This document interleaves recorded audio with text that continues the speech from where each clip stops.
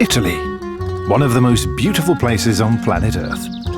But today, more than 50% of flora and fauna are struggling with habitat loss. And while individuals can't do much about the major contributors, there is a small patch of green that could help in a big way. Our own gardens. Stiga Garden Care believes if we look at our gardens as habitats, we'll make more sustainable choices. So we asked the plants to speak up.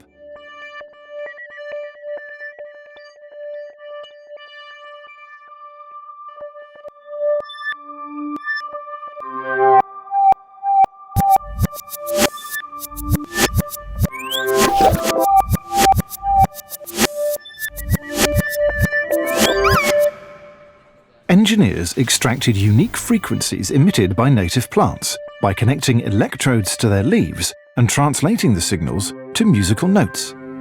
We turned the frequencies into 6 unique tracks, just like the one you're listening to right now. At Milan Design Week, plants created music. Visitors pressed the sensors and created a symphony of garden sounds, immersing themselves in the ecosystem while receiving tips on how to improve biodiversity in their gardens.